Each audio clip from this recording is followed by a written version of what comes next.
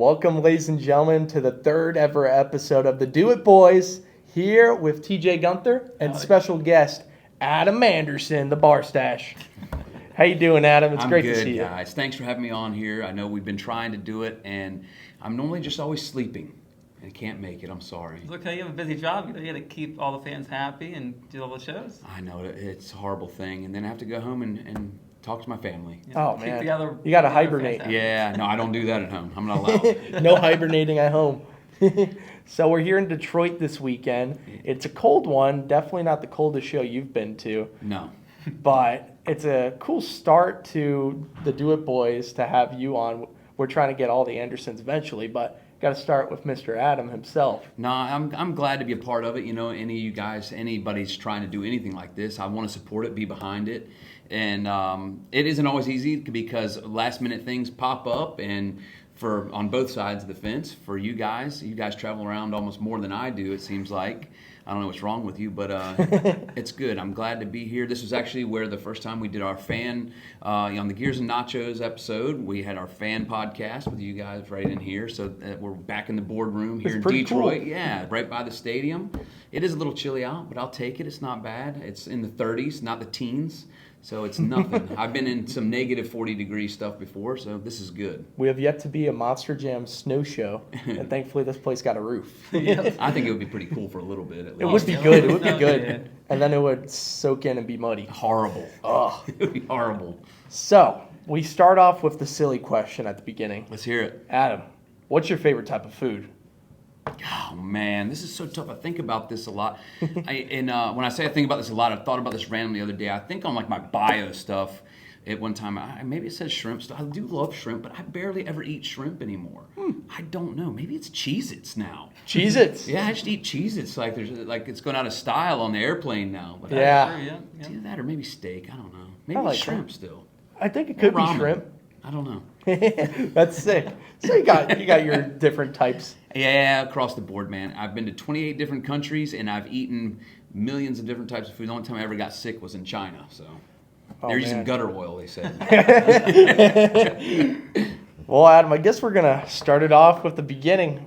You know, where it started as a child. For me, I had no choice, man. This is it. I did. I had a choice. Honestly, so just growing up in the sport, and this has been my entire life. Gravedigger was created in 1982. I was created in 1985, and this has been it from the very beginning. You know, my dad, he always had this saying that back in the day, the trucks or the men were made of steel and the trucks were made of wood. And so, you know, it's come a long way. So I've seen, you know, from being a kid in diapers behind the scenes to being behind the wrenches, to now I'm 18 years in of just being an actual competitor on the track. So it's pretty crazy to me. Yeah, it's incredible. And I believe you started your career first with mega trucks or with smaller trucks? Honestly, I didn't have that opportunity. My dad at the time was still, he was running the roads. When I say running the roads, I mean he was just going around the nation with Gravedigger still. When I was about that age, when we started kind of getting into like the mud racing stuff, when he was actually beginning to have time to come home, when there was people to do some of the jobs that he was doing before. And so I didn't get that opportunity really. The first time I ever drove a truck with a straight up 1,500 horsepower motor was the Vet King truck right before a show. Or excuse me, not before a show, it was right after a show in Birmingham, Alabama. They allowed me to go into the arena. Monster Jam officials, Mike Wales at the time, and my dad standing there off to the side watching me. These trucks came in brand new from Dan Patrick. I want to say it was that one, and there was another truck there. I had to work on it. I fixed the drive shafts. They put the wrong drive shafts in it and all this stuff. I was kind of excited, scared, because I had literally never even jumped one of these things. Never. Wow. And I was flown out and going to be driving for the year, I was told. Well, they lied. I went out there and I did drive afterwards, and then I seen Mike Wales and my dad kind of just talking to each other up to the sideline.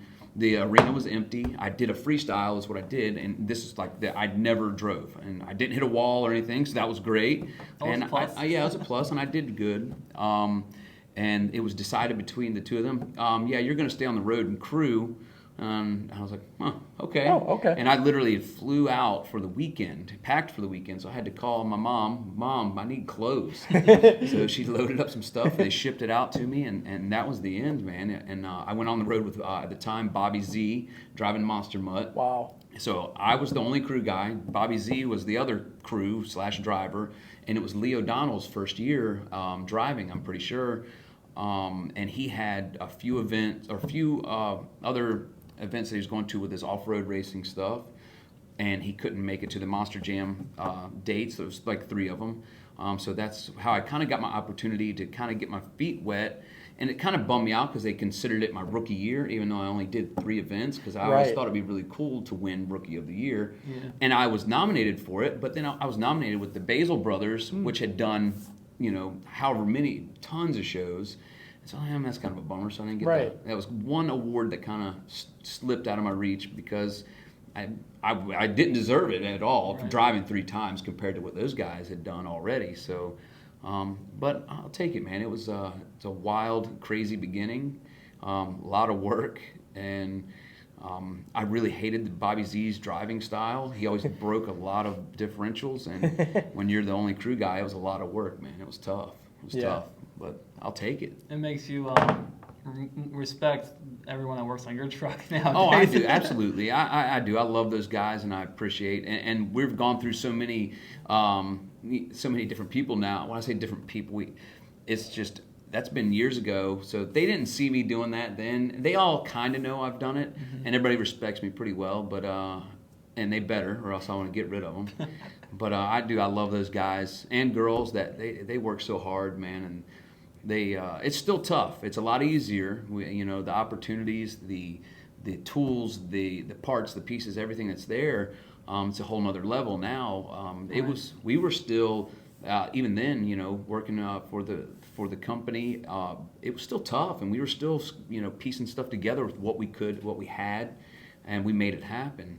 And but I honestly don't know that we work as hard as some of these guys and girls do now, to a certain extent. Some of them, they're pretty good at, it's like state workers standing around staring at each other. Yeah. But they're really good. It's unbelievable. Oh, so you drove Monster Mutt through the 3 shows? No, it was the Vet King truck. Okay, Vet King, and I was paired up with the Monster Mutt truck, which was Bobby Z, and he was driving the Monster Mutt truck for that season. Oh. So I went out on the road with him. We did pick up a second guy later on because they kicked him off of another team because he ran into a bridge with the tractor trailer. That'll do it. Yeah. So they sent him with us, and I'm thinking to myself, Bobby Z already told me about laser. He has a girlfriend with beams shooting out of her eyes. She was a demon or something. He was this was serious. This was serious stuff? He was serious. Yeah, he was telling the truth, and he was a nice guy, but he was crazy as well. And then we get this other guy they called Rob Zombie, and he looked like Rob Zombie. For real, and he slept commando, so it was pretty cool. And I had to room with him. Oh, fire alarm went off one night.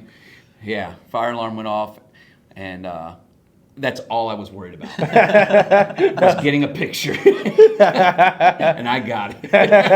Amen. With my Nokia. The Nokia phone. Yeah, that's a trusty one. So, what year did you start in Taz? So actually, the first time I drove it was in 2005 at the end of the season, the Minneapolis show that we used to do in December. Yep. I went out there and rolled over right away in freestyle, did horrible. That was my first legit stadium and everything. And they were just putting in my head, you need to do donuts because of the Taz truck. I'm like, okay. And I tried to do a donut and flipped right over. Super embarrassing. Oh, man. But then going into 2006. I came back later on for whether it was I think it was a February show there, and then I ended up winning the freestyle in Taz. So it was pretty cool to come back and kind of make a comeback as redemption. Well. Yeah, it was redemption for sure. And I used to have pieces of the truck then. There's one guy that does have it. He was a tech official for many years, and he has a piece off the truck because that was my first crash too. Mm-hmm. Wow. So it was pretty cool. That's awesome. Yeah. What about World Finals in Taz? The World Finals in Taz, which time? But the tree, the tree, yeah. The tree. So the tree incident was it was pretty cool. It's probably one of the most memorable portions of my career, and for a lot of people. A lot of people, they still bring it up, talk about it. Even when I see it, sometimes I'm like, man, I cannot believe I did that. But at the same time, I don't have a great memory of it, but it's a great memory to have. That's good enough. Yeah, it's good enough, man. And it was pretty intense to be out in the middle of the desert and break a tree in half with a monster truck. Right. And also land on top of concrete barriers and all these other things. And it was really cool. And besides all of that, Achievement unlocked. yeah, it was intense, man. But it was a lot of fun, campaigning that truck, Taz, and running it. But at the same time, it just didn't feel right because I wanted to be able to race my dad, though. You know what I mean? So that's why I wanted a different truck. Identity. I wasn't necessarily trying to create my own identity in the Taz truck. I actually started the Son of a Digger thing, you know, along with my dad and stuff prior to that. But then I was a teenager and I didn't like my dad, and I was fighting with him. And so we actually built a chassis, did all this stuff, and then it just kind of fell to the side. And I was like, whatever, you know, and because I couldn't accomplish it by myself, and we bickered back and forth just like father son kind of deal. Not horrible bad. It's like I'm moving out, you know, none of that stuff. But it was.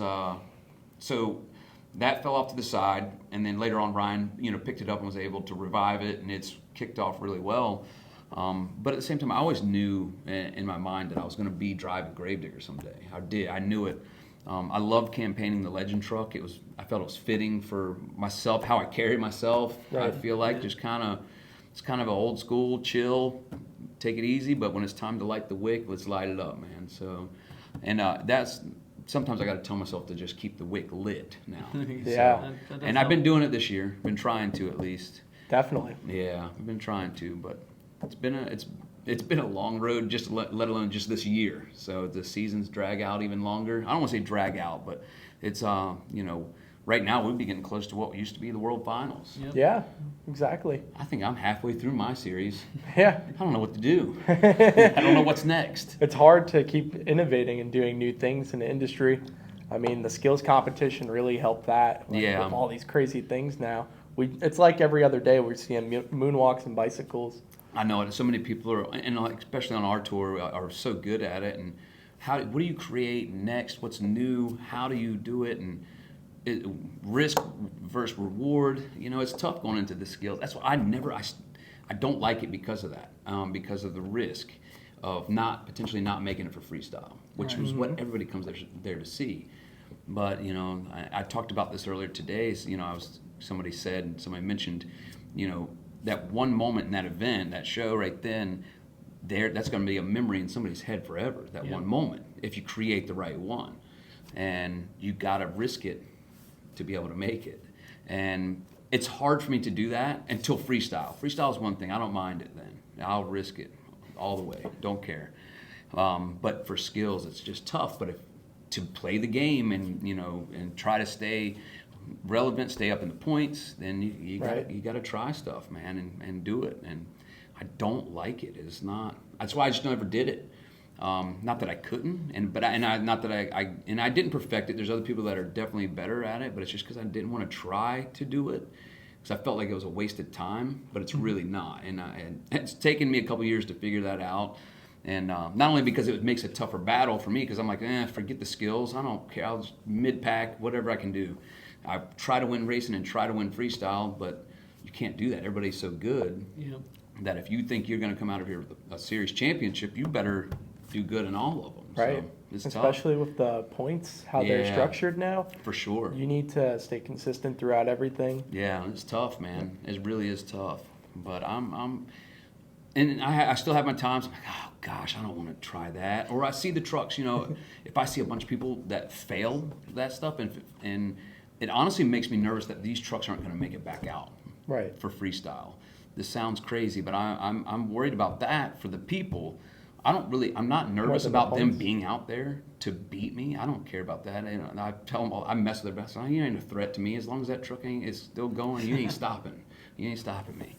And it's just me talking trash. I am worried about everybody. You can be anybody's day. You're not worried about the points. You're worried about putting on a good show for the fans and making sure it all looks good. It is. I had to tell myself this year, though, that I want to worry about the points because everybody comes out there and they say they're not, and I, in all honesty, I think because I grew up in the sport, and I know nothing else as far as the competitive side of things and all that. This is all I've ever done, and so I think that that kind of it made my mind work differently to where honestly, if I did lose something, I was like, whatever, If I fail and I do like embarrass myself like I did here last year, like the truck failed and I talk didn't about it. Don't talk about it, man. No, I'm not going to talk about it. I'm not going to jinx it. No, we can't. I don't care because I had troubles today in practice, and but I want it to be gone. Right. I want it to be gone because I need redemption here. I have to have redemption, and win or lose. But they said it's going to be 50,000 people tomorrow. Wow. It's on. I told them they better call somebody and send another gravedigger. That's what I told them. It's on, man. It's on. So I'm ready for it though. Ready for it for sure. That's awesome. And since we were talking about the skills competition, I guess we'll skip around a little bit. The new move that's been created recently, the tombstone. Yeah. What's your thoughts on that? Did you have anything to do with that move? Brandon and I talked about it a little bit, and that's why he actually did give me props. He did it first. He had the opportunity to get it done first, and In the mud. yeah. And was it the first time he did it? Yeah. No. I Yes, thought it, so. yes, Yeah. it was. Wasn't Australia. It? That's right. It sure was. You were there, Wayne, right? I was. That's why I right, remember that's right. goldenly. And It's because and he beautiful. was talking to me about it and stuff, and he was like, I don't know what to call it. And I'm like, dude, it's standing up just like a tombstone, man. And because we had talked about it, and I talked him into doing it off the 8-pack. Brandon's doing the arenas, and that's where I honestly, last year, now that we've kind of gone away, not all stadium, and we get a couple of the arenas, I use those as practice for all my skills competition stuff. Because honestly, getting it up and balancing it is pretty easy. It's just working it into what I thought was going to be the next step of the skills is combinations while doing it. Right. But then they set in place this new rule this year. Now that you can't still do combinations, but if all 4 tires hit the ground and you don't go right, like if they all 4 touch and you roll at all, that's one move. You're done. So if you come down on the pod and you roll back across and you think you're just going to keep backing up and then do a wheelie back across, Right. That's 2. That would then, unless you're able to walk it all the way across and just fall off the pod and then stand it up. So, and not that it can't be done, and people are doing it, but that was kind of my focus last year. The tombstone thing is difficult to do because of it's abrupt. Right. It is abrupt in getting the throttle just right. And like I said, I just don't do the stoppies enough. At the stadiums, I hate to just slow down. I have to make myself slow down to do that. But if I would have started doing the tombstone towards the end of last season, where I had done all these arenas, I'd been great. So I think with time it'll be easier. Brandon's he's got it down. I told him to do it off the 8-pack, and he was able to do that in the arena setting, just to have something different for people there. I was nervous. I actually did practice. I tried it. I tried it in Anaheim on practice day.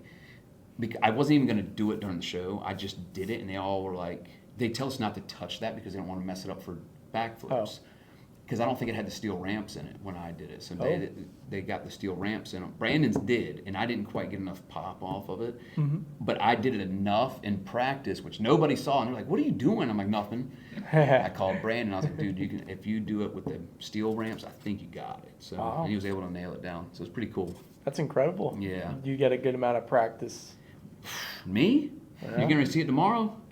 That's it, man. Normally the first event of the year, they will allow us to go out there and it's kind of just do a shakedown on the trucks. Basically, you take the bodies off.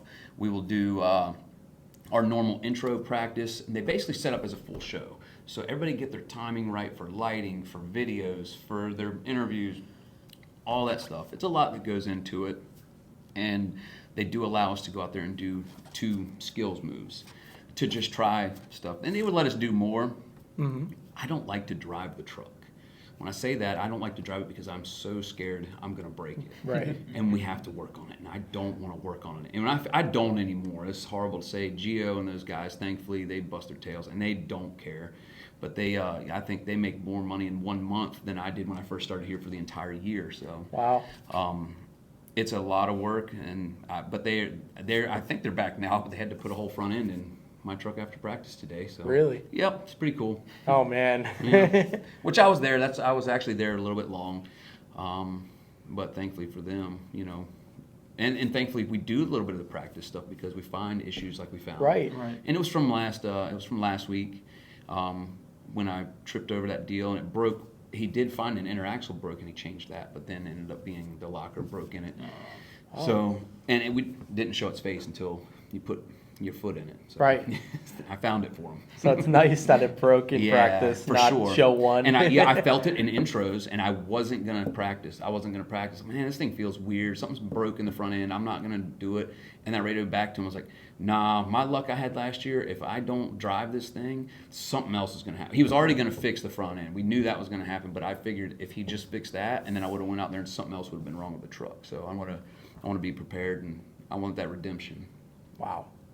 Thank God. I guess that's a feeling with all the experience that you've had driving. Like you can almost know what breaks on the truck, no matter what it is. It is. I used to a lot of times I would actually, it was like a test when I had Woos with me, my cousin, when he was my crew chief for quite some time. And he would go around, and you always, they're always nervous, and that's good. It's a good thing, though. When your crew chief is nervous and they're nonstop looking at stuff, that's good. If they're just relaxed sitting in the seats, they ain't working. They're not doing what they're supposed to be doing. And he would shake the truck, and I would radio down to tell him which four-link bar was loose, and I would tell which end. It's the right, rear, upper, front. And it was always a test to see if I would get it. A lot of times I was the exact opposite. Like I would be the other side on that side or whatever. Oh. But most of the time I could get it to tell him which one was loose when he would That's shake so the truck. cool. And but that too, just like the front end, I knew something was up with it. I knew, but it takes time to get that. Right. There's some things that it's obvious. It'll shake your teeth out of your head, and then there's other things that are just kind of hidden. So. And that one showed its face, though. It was going to no matter what, and but I'm glad we found it in practice for sure. That's great. So it's going to be 2 good shows, God willing. See what happens. What we got going? Is it Bryce or something? Yeah, I seen his. It's Bryce Kenny.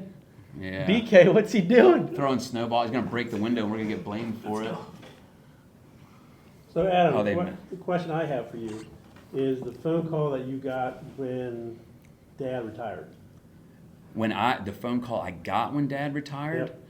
That you had to move up from what you were doing to. Hey, well, honestly, it was so the end of basically Dad's career. It wasn't it. I was already in Gravedigger at this point. Right. He hadn't retired yet, and the reason I did that, I drove the Legend truck, and that was still different from the Gravedigger, so I could race my dad still. Right. I could still go to the events with my dad, and we could compete and all that stuff. They still separated us. Once I actually became a decent driver, they were using us. They had all of us spread apart. They used us around the country, around the world, and we would obviously get a couple times a year, just like Ryan and I. Sometimes we still get a couple times a year to battle out. And I was like, man, if I'm gonna do this, and and other people, they were trying to gonna hire some new people to drive Gravedigger, and then going over. I'm like, no, this, and it wasn't like, no, we're not doing these. This is not who's gonna drive it. This is no. I said, I'll do it, and I kind of stepped up on my own to a certain extent, and I was ready for it. Had been ready for it. I felt like driving wise and stuff like that, anyways. But I went international the first time I really was starting my full-time seat was in Australia. Kind of was going over there, ran that whole series over there in Australia. Then moving, back into the States for, I think it was 2016. Was that the first year I drove Gravedigger? I think so. Yes, think so. 2016 was. 2016, and that was my first year being on the. They didn't let me. FS1 series. They didn't let me. I think they did it 2 years prior to that, where they actually had the point series, and they were doing it legit, trying to or whatever. And I'm like, why are they not? And I was doing really good in the Legend truck. Won the racing Right. championships and stuff, and we had I had a good run going. And I'm like, why are they not letting me go on this? Why are they not letting me go on this? And so then it was finally my time to come up, and I just was in this, I've got my brand new Gravedigger truck, we've got this crew that's unbelievable, and I was ready for this. I'm like, it's on. I said, I am not stopping, I'm not slowing down, and because all I ever thought about was back in the day when I was a kid watching the old stuff from the '90s, you know, like TNT and Tough Tracks, and when they were The having greats. when they were having the point series stuff.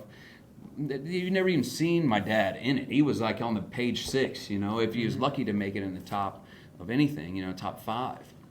And it was just always because he was always doing dumb crap with the trucks and stuff. Now that I'm an adult, I'm like, what was wrong with you? Why didn't you just do something normal? But that's why we're here at the same point. But at the same time, I was like, I wanted to prove myself and win this. I wanted to, and I did. It didn't matter which round I was, I ran the truck as hard as I could every single time. And I obviously didn't win every single race or anything, but coming down, I wrecked the truck in, I believe, St. Louis. The next weekend, I could basically seal the championship, clinch the championship in Detroit. Yeah, Detroit. Well, I had basically totaled GD 32. And I told him, well, just send, the next one we had was GD 23, was the oldest truck in the fleet at the time. And I was like, just let my guys, they need a break. I had been just murdering stuff. I said, these guys had like 2 weekends off with this team. It was Carl Van Horn's truck. Sent it up there and got in it. And I'm like, this thing's janky. But it honestly wasn't. It was one of the best landing trucks I got in besides in my own. And I did leave them a list, but I went out there and to kind of prove to them too, because they're like, man, you got the truck with the wide housings, you got this, you got that. And I'm like, oh, fine. And then it was perfect. They sent me the oldest gravedigger in the fleet and wore out stuff on it to a certain extent. And I killed it in racing and then knocked it out of the park and killed it in freestyle, and basically did the double down at the time is what they're dubbing it. And that was my favorite part, is being in the rental gravedigger and just kicking their butts. Right. I remember that show. Yeah, and it was good. And it felt good because I was proving to them that it didn't matter what I was in. Right. Didn't matter if it was brand new or spanking old. Didn't matter. It was the pilot behind the seat, as long as the equipment held up. That's right. And thankfully, actually, it was good enough to do it. Not always. That was an incredible run, the freestyle. Yeah. Oh my gosh. It was a good one. I remember getting out of the truck though, and the crew guys, they were so pumped. Those guys, I hated that my guys weren't there because we got to celebrate basically clinching the championship, and we still had like 3-4 events, maybe more than that to go, and it was already done. It was over. Championship's over. I'm like, that's I'm awesome. riding now. But I hated my guys weren't there that had worked all year for that. But the guys on that team, we got up there and, high-fived, held the trophy together and stuff. And then I gave them a list afterwards. I said, this thing needs this thing needs a new transmission, it needs this. And they're like, all right, you got it, man. So it was, but it was awesome, man. I guess I had a lot of good memories here in Detroit, I guess. It's pretty cool. Pretty good. I got to drive that truck. You did? Yep. You drove GD23? Yep, apparently. Yeah, that was one of my, the Chucky's was always terrible. His trucks always landed like crap. And John Zimmer's was really bad. We had that in Australia too. And Carl's was the only one that I ever got right in. Was like, oh man, this thing lands good. Didn't hurt you. And I was like, we redid Zimmer's truck when we were in Australia, and it was way better. I'm like, dude, this is not right. This is not how they're not supposed to land. They never land great anyways, but which you know. Right. A little bit. Well, I wanted to talk to you about that time you filled in for your dad when he got injured back yeah. in the early 2000s. That's been on my mind, definitely one of my questions. What was that season like? Because I believe you weren't driving Taz at that point, or you had been? I was. So that was in For a year or two? Yeah, I was. That was 2007. So I had my first full season driving the Taz truck. And when I say full season, I did all of the stuff in the States and a little sprinkle of stuff in the summertime. But I went overseas for like almost 4 months and driving the truck, and that was my MJU. That's all that really was, and that's why I kind of cut my teeth there. It was in Minneapolis, Minnesota, and I think it was the December show again. Dad broke his scapula, his shoulder blade, just a weird random hit. Nobody even knew what was going on. They thought just the truck I can't remember if he even cut it off or not. The truck might have been just idling or something. Like, what's he doing? Why is he still on the track? And so figuring that out, and that night, then and there, so then they're kind of in a panic, and I'm like, I didn't have to drive that night. I think Chad Tingler filled in for freestyle because Tingler was there. Then that season, I told him, I was like, I want to drive it. If it's, it was the 25th anniversary. I said, if anybody's going to drive it, I need to drive it. Right.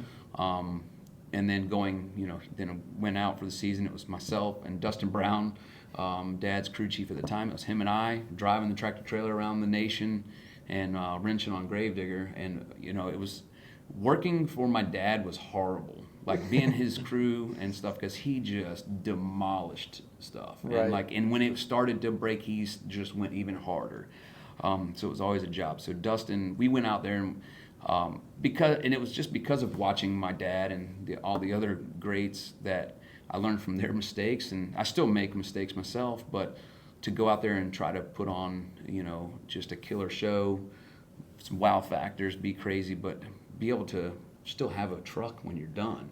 I was pretty rough on it because Dad would get in me because Dad was there, always standing on the track side and yelling at me. Right.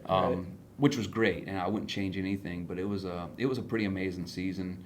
That was my first time being behind the wheel of Gravedigger. Then it was like my Atlanta freestyle. I was so young, man, and it was an awesome freestyle. That was the first time I ever wore a head and neck restraint in my career. Wow. So it was amazing. I was like, oh That my same gosh. year? 2007 Atlanta was the Wasn't first that time the- I ever wore a Hans. Was that the one where the rear shock was coming Blew off? it and you're off, going- just That's kept the run. going. Yeah, just kept going. That was I a couldn't move the legendary next one. day, but I was young enough then. It's only affecting me now. But that was the first time I wore the Hans device. I still have the exact same one. I think it's certified in 2006. They actually got it from my dad. My dad wouldn't wear it. It was sitting around the trailer somewhere, and then someone's like, "Man, you need to wear it." And some of the other guys that drove like sissies wore it, and I'm like, "Hey, why y'all even wear it?" And I put it on. And I remember riding on the track, and the way they're attached to the side of your head is making it go. I'm like, "Oh no!" And I lined up and hit the first jump and landed. Went, "Oh yeah!" Oh, I can still see where I'm going. Because if you imagine, you can't hold your arm. If you have your hand right here, you cannot hold that arm. Still, when you land, it just disappears. Right, thumps. Oh my gosh! So when you've got a bowling ball on your shoulders, it thumps the floor pan. It feels like so. There's many times you could not do anything the next day, and I never questioned it. I would just walk around with my eyes like this, look around, and I didn't think there was nothing wrong with it. I thought that's just what you did. Apparently not. That day was a game changer. That was a game changer. And then I got my dad to wear it after that, and a lot of people, started Started doing it, yeah, yeah.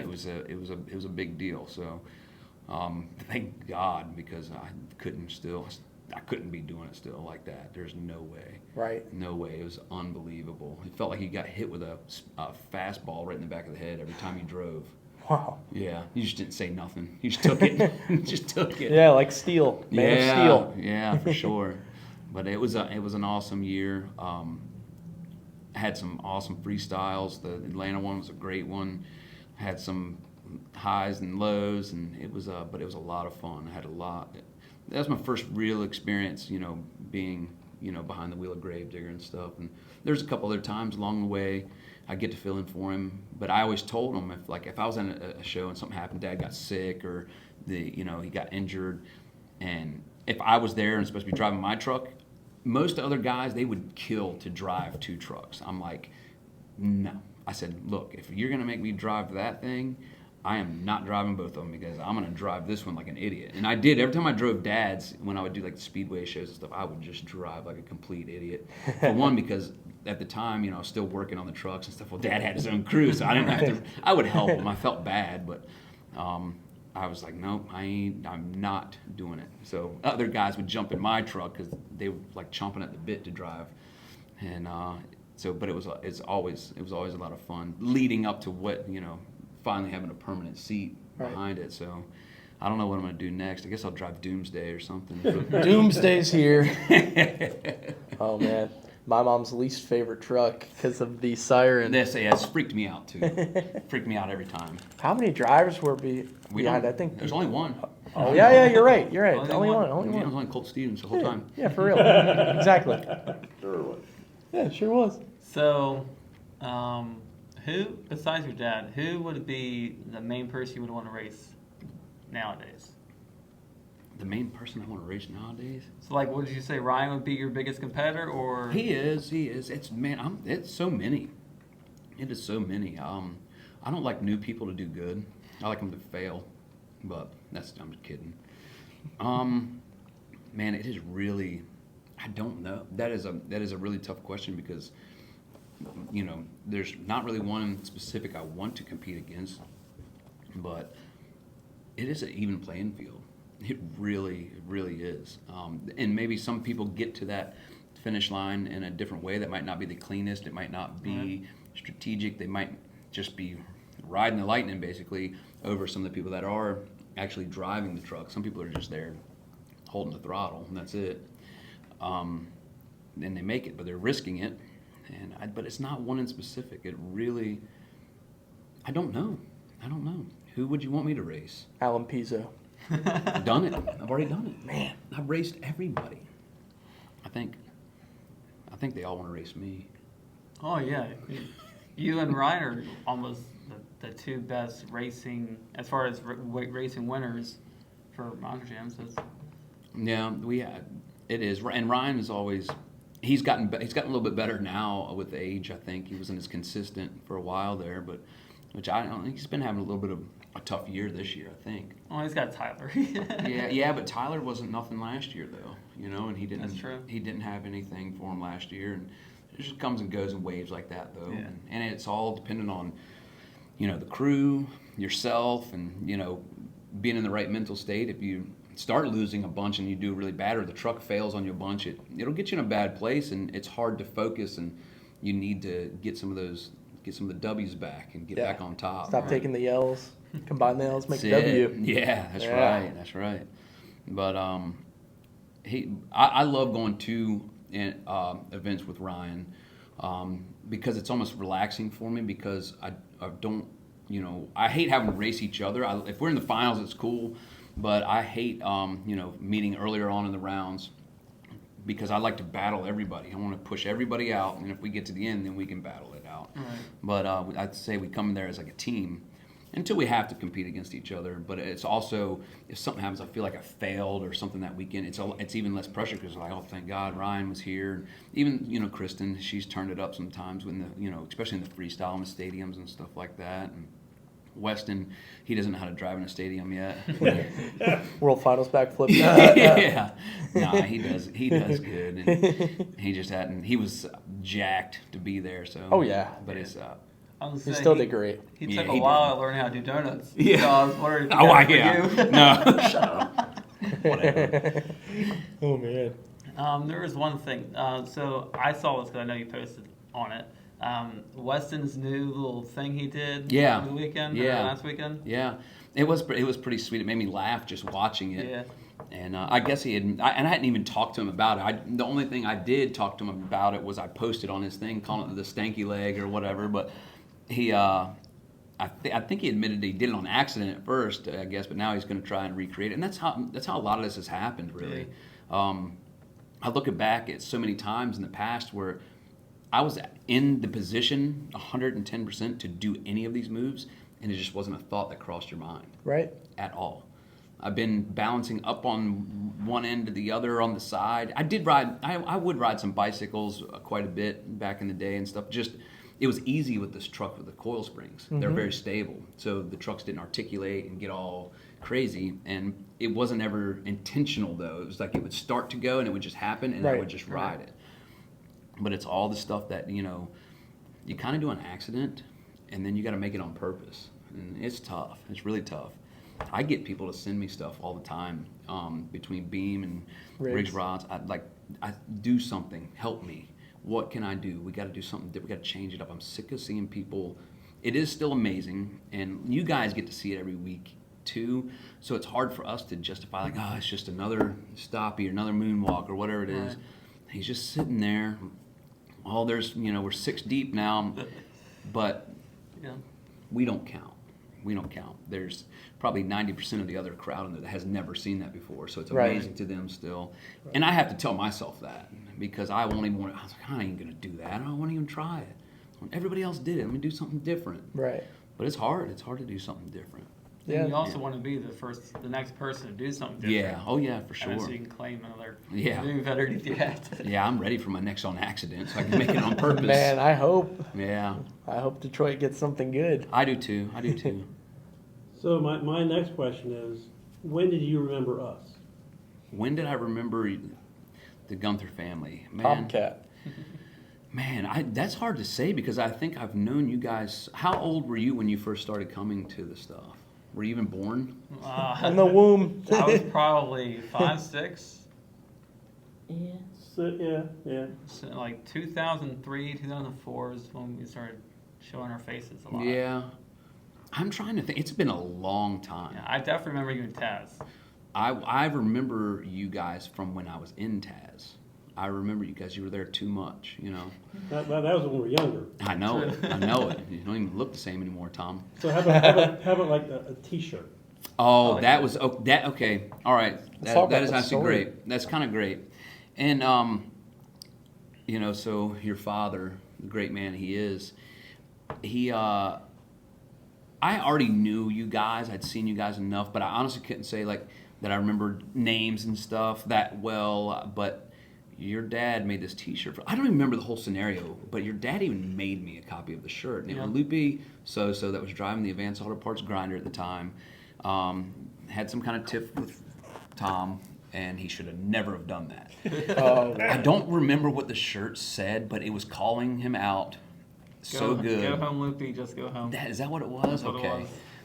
And it was funny to me because certain people, I'm good to everybody until I get to know you. Then I don't care because then I know you'll still love me and I'll still love you for real. But it's when I'm good from the beginning to the very end of whatever it was at the time. That was I can't remember if the whole situation went down in a post-show autograph session or what it was. It was in a tent. It was in hours and hours. It was. Was it East Rutherford? No, it was Philly. Philly. And it was afterwards, and it was like 2 or 3 hours into it. Okay. Yeah, it was a 3-hour wait in line, and me and my friend said, first off, we saw the line. We were like, "I'm sorry, we're not doing this." Yeah. So my dad bought 5 shirts, and he's like, "Okay, we're doing this." Yeah. Me and my friend went to the RV and said, "We're not waiting 3 hours. We'll see you back at the RV."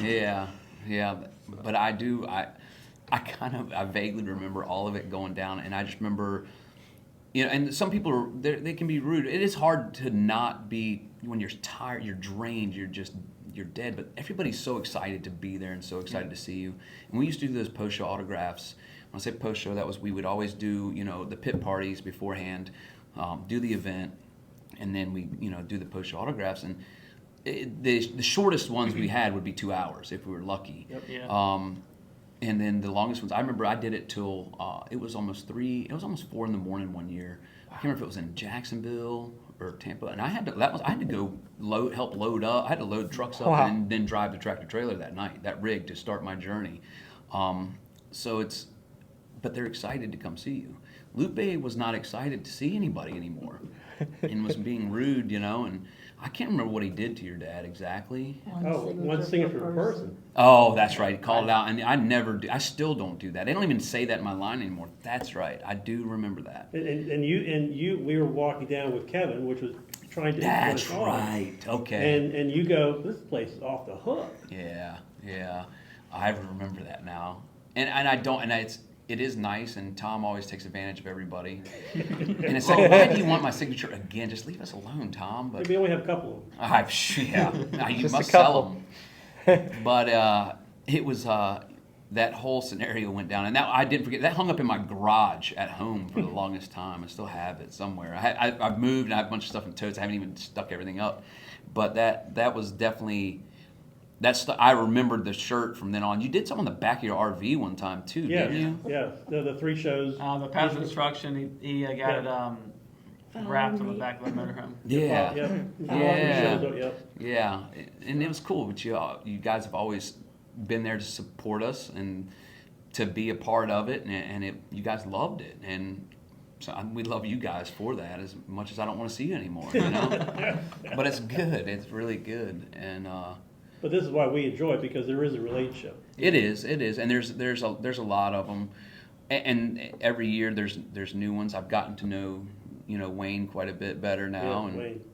I'm a late bloomer. he is a late bloomer. Yes, but but it's great, and now that's why when you guys asked me to do this with you, I'd love to. I wanted to be a part of it, support you. You support me, and however I can do it.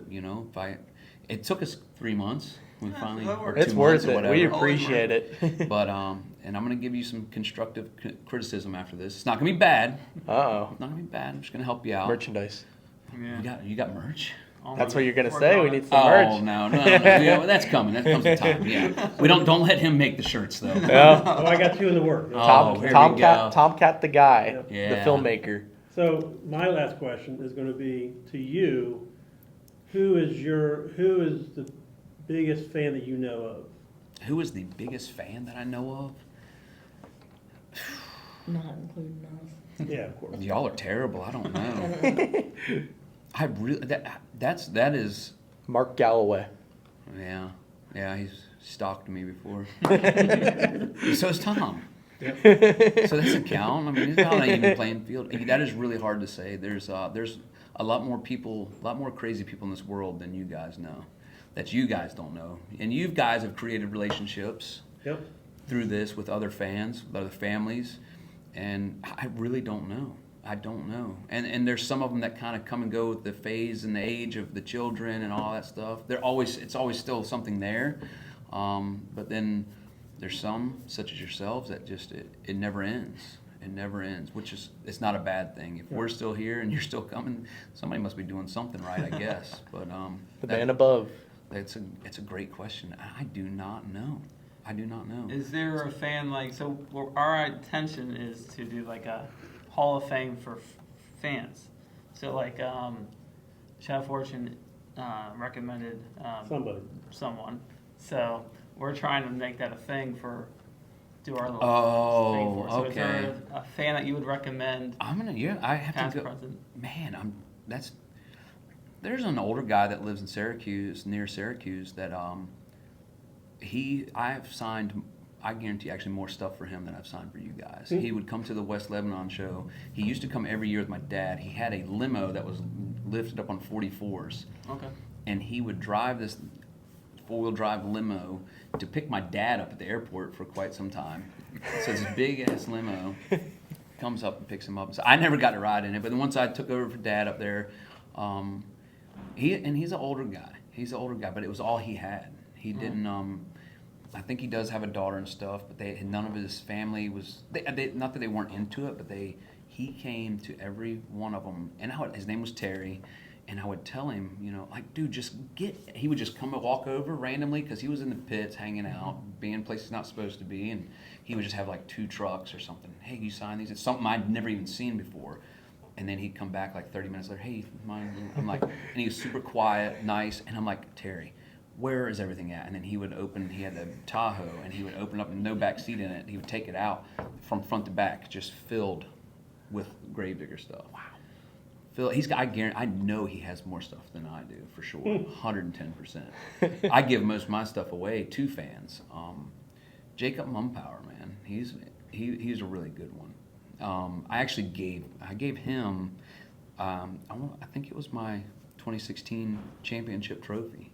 I think, if it wasn't, I think I did, and my helmet from that year. So he would be another good one, and I've known him since he was a little teeny guy, and now I follow him on Instagram and stuff. And I love that guy and his family. His mom and dad. His dad works for Budweiser, so we're buddies. And then It'll be here I think tomorrow. Are they coming? Yeah, awesome. tomorrow. Well, that's great. That's good to hear. And I think his mom's always had a crush on me. That's fine. I'm good with that. And they're great people though, and I've seen them, not quite as much as you guys, but enough. Do you still talk to the kid that you gave your fire escape I have to? not in years, man. Wow. I have not. And Where was that? That was in That was Vegas. Vegas. It was in Vegas. Were they from Vegas? I can't remember. The last time I'd seen him, he about growed into the thing. I agree. He did. I can't remember if they were from Vegas or from California. But I had known him since he was a little teeny guy too. But it was always out there as West Coast. There were certain fans in areas kind of, Yeah. and then there's certain fans that are in all the areas, such as yourself. I know you guys stay over here a little bit more, but you travel a lot, and you do too much. Now you're international man of mystery, huh? You are Austin Powers. Hey, man. You are Austin Hey, Powers. man. Holy crap! I just work in accounting. Yeah, well, that's good. Office That's good. reference. Also, Joe and Joe, man, I love those guys. Oh, yeah. Love those guys. And I'm not sure what little Joe did with, if they still got all their stuff or they had so much Yeah, I stuff, don't know. man. Yep. I don't know. I love those guys. And Big Joe, man, I miss him. But Yep. they were good people. And they were always there to witness your antics. Yes, they were. Yeah. And I want to try to take you out to dinner before us. Yeah, yeah, Yes. yeah. Yeah, go to the dinosaur barbecue with them all the time. Sure did. So I do have a good list. I have to write it down. I think The that'd only be way a to good remember thing. stuff, because I don't remember stuff anymore. Yeah, you just wait. Yeah. Just wait. You don't even hit your head that much. So that's the good unspoken story of Tomcat, the guy behind the camera, because the Lupe Souza story is just like an untold story between people and anyone that's known. So Yeah. we got to get that one out there. Oh, well, probably, I tell people, I said, don't mess with him. He'll make something. He'll make bumper stickers or something. Who knows now? He'll probably do a billboard or something. A vinyl wrap Yeah, around an a whole RV. RV. There is Yeah. a billboard around. So we did, after Loopy, we did do a second shirt with for Kevin. Kevin. Oh. And we drove down to the main office and with the shirt on, I said, hey, I'm looking for this guy. Oh, gosh. And the guard goes, hey, Kevin, there's a guy with wearing your shirt. Oh, my God. Have him come on in. That was funny. That's so Relentless. This guy is relentless. But it's all for, somewhat fun. cool. Yeah. I know Yeah. it. I know it. All for laughs, too, not trying to Yeah. prove a point. Even though Somewhat. the point, Yeah, even though it was kind of just like, Pitchfork. yeah. No, well, thank you for creating some good memories for me, too. I tried. I wanted to talk about the crazy season 2021. Well, Yeah. Well, the end of 2020, the one show after all this pandemic Yeah. stuff happened, into 2021. Before we were talking about stacked lineups, you competing against your dad and stuff. Yeah. That was literally like the modern version of a stacked It Path was. of Destruction tour. 100%. It had you, Ryan, Kristen, Tom, Todd LeDuc, everybody. Yeah, it was, and not really knowing what to go into on that, and Monster Jam asked us to basically campaign these two trucks. I knew we couldn't have all the Gravedigger trucks there, and I thought it was a cool opportunity for my sister to be able to, come out there with us and do the stadium stuff. And Ryan and I'm glad I wasn't in the other truck just because, but I honestly had fun driving it. It was driving Megalodon because people did still like it at least, and it was. I honestly took it kind of easy, and then I almost won. I'm like, holy crap! The only time I actually really drove the truck, if you go back and look at the very last show, I think it was in Glendale, Right. in freestyle. I go back and watch that, and I took my rage out on it right then. But other than I actually had the first show in, that was Cody Saucier's Monster Energy chassis at one Really? time. Yes. So I expect this thing to just land like a dream, be an awesome truck. I herniated L3 and L4 the very first show in Houston. The very first show. And it was horrible. Horrible. So when I say I took it kind of easy, I still jumped the truck, but I changed a bunch of stuff. I had to, because there was no way I was going to be able to survive the season. I would have ended up not being able to drive the rest of that season. So I didn't push it extremely hard. I would in racing and stuff like that, but freestyle and skills, I couldn't risk it for myself really. But I was at home doing stuff I never look like I work out. I'm just one of those people, I could work out for 6 months straight and nothing happens, which is fine. Inside, I got something inside. Oh, yeah. I got some muscle somewhere. In the but- core, you're like, I got it in the core, Yeah. but nobody can see it. It's fine for me. That's right. But I did a lot of stuff and worked my back basically to get everything pushed back in place, and thankfully it was okay. Wow. Yeah. So it was a crazy season. It was a lot of fun having my family there. It was weird. I honestly, when we first started and we were going to do the pit parties, I had so much fun with the mic when we did the first one. I think I had the Britney Spears style thing, and I was acting like I was because we're wearing masks and stuff too, and people didn't. they didn't recognize me if I had mask and hat and all that stuff on. They wouldn't recognize me at first, and I was acting like I was just like a biologist talking about sharks, and I would read all these facts off about megalodons and stuff, just messing with people and just having fun. But at the same time, I thought, oh man, this might be kind of nice. I can kind of relax. You don't have to sign stuff. You don't even have to smile. You can just mask on. I smiled every time still, but also it was honestly horrible. I thought it was gonna. I'm like, oh man, this is gonna be nice. I don't have to touch these stinky kids. Nothing. Tom couldn't get near me. Right. Great. Guarded away. The pods. I hated it. I honestly hated it. It was so weird for me to do that, and I got in trouble a lot, because I couldn't help it. I would go up to the fence, at least high five them. I would hurry up and sign. I hid behind the bike rack with a banner on, and I understand, like, trying to keep things. We don't want to spread nothing. And if anybody was ever uncomfortable doing anything, I wouldn't. I wouldn't do anything. But it was hard, man. That was really, really weird. I did not like that. And then even easing back into it, it was until we're full on now. Didn't feel right. Didn't feel right. Just that's if that's what every other motorsport entertainer or anything like that does, and that's how they forget that, man. It's not. But sometimes people want what they can't get, and that's when I'm like, maybe if I hide from everybody, they'll want me even more. That's a good way to think about it. And what was that 2020 event like? October, coming back after like 8 months of nothing.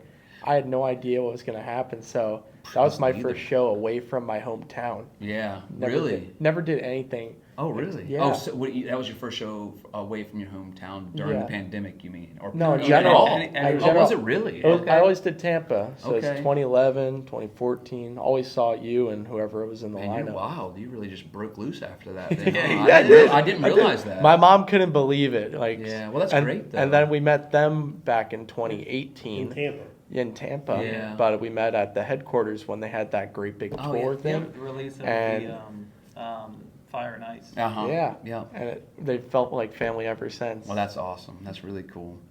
That's awesome.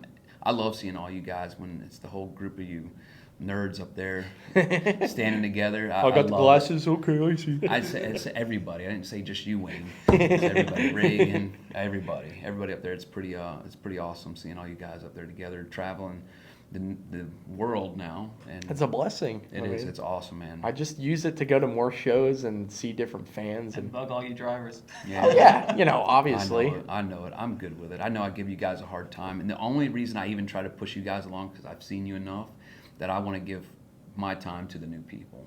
I'm not scared you're going to leave me. Oh. Yeah. The new ones, We're gonna make a shirt. We got to warm them up. You know. Yeah. What I mean? yeah. We got to get them going. You make a shirt. Do it. I dare you. I've at least made 20. Man, I've made at least 20 Uber drivers fans of Monster Jam in the past 3 months. Well, good deal. Thanks, man. Thanks. Well, thanks. Keep for on spreading the rolling. word. Keep on rolling. So, any final questions to wrap it up, TJ? I was actually going to ask you that, Wayne. Okay. Well, I mean, after all these championships you got, you lead in the footsteps of your father, Dennis Anderson. What do you think you've accomplished now in the industry, years after driving, seeing everything progress from safety and innovating all these stunts and stuff and inspiring all these fans? What would you say? Man, I have been a crash test dummy for my career, for everybody else to get all the awesome equipment they have now, and myself included. But the biggest thing that I realized it this year, we were finally able to get all of the Monster Jam staff back together for the summit, which is a big conference, big meetings where they bring the tech officials, track, the crew, everybody, every operations, everybody comes together, all the drivers, and we sat in one room, and they went down a list of people. They were just picking people out of the crowd. How did you get involved in Monster Jam? And almost every one of them said my name, and I was like, man, I did this for them. It's pretty cool. It's an awesome feeling. That's awesome. Mm-hmm. I'm glad that you could do that. How many championships do you actually have? Is it 3 or is it 4? Shut up. It's Wait, 5. We're Is it really fine. 5? But I have Oh, you didn't know? I have 5 and then 2 series championships. So you actually did pass your dad? Mm-hmm. Okay. Yeah. I did not know that actually. I thought it was 4 actually. Were they all in Gravedigger? No, they were not all engraved. So at some point they weren't counting, but now they do. Yeah. I don't know how it works. They only do they didn't want to count them for all the gravediggers. They add all the gravedigger ones together, then it beats Tom. And they don't want that, you know. And so, but when Tom switched trucks, and then Yeah, that's true. That's true. they did, and they didn't want to do it. Yeah. 2008 Taz run at World Finals. Yeah. Whoa. I know. Ease up, Wayne. Oh. Ease up. Oh. I appreciate it. It was a good one. No, thank you guys for having me on. I appreciate it. Thank you, Adam. Thank you. We do appreciate it a lot. You better. Oh, yeah. Now, We're going to have to buy him dinner now. Tell him something. Can you hear me? Yep.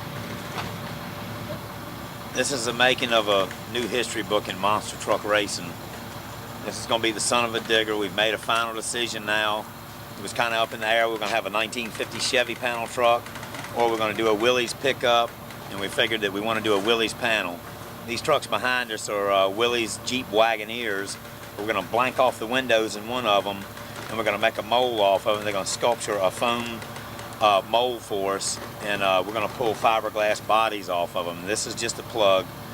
We worked for 3 hours in the woods today, just chopping vines and trees to pull these out, especially the one on the back of the rollback. And all I can say is this is going to be another history in the Anderson family anyway for my boys. It's going to be Adam and Ryan. It's the Anderson brothers, son of a diggers racing team. And this is what they're going to be running. They're going to be running old Willys panels. We haven't figured out which year they are yet. Could be 1947, could be 1956. The one on the rollback's older than the one on the ground, but we're gonna come up with something in the middle. We're gonna probably have 1950 Willys panel truck is what we're gonna end up creating off of them.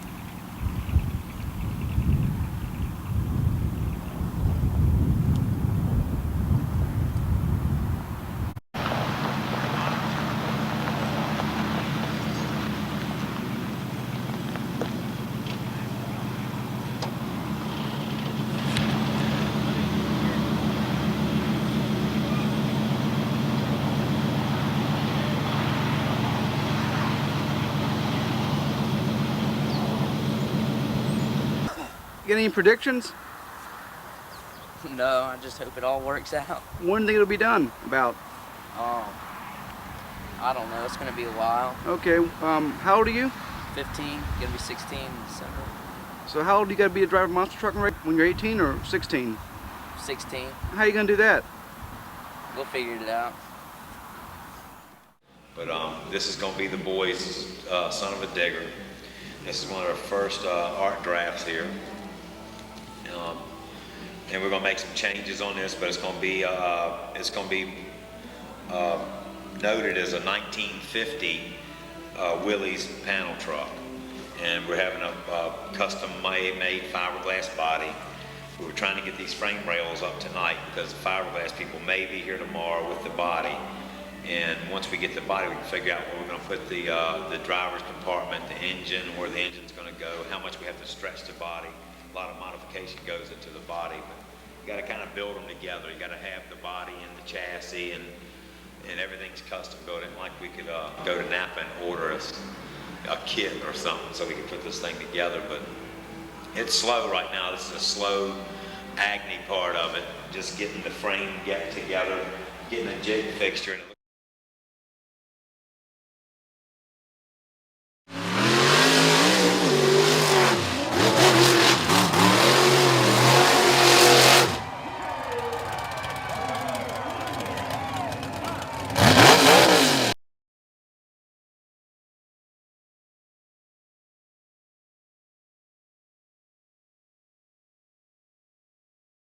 Thanks for watching Do It Boys, episode number 3, featuring Adam Anderson. Make sure to like, subscribe, and leave a comment. Thanks for watching.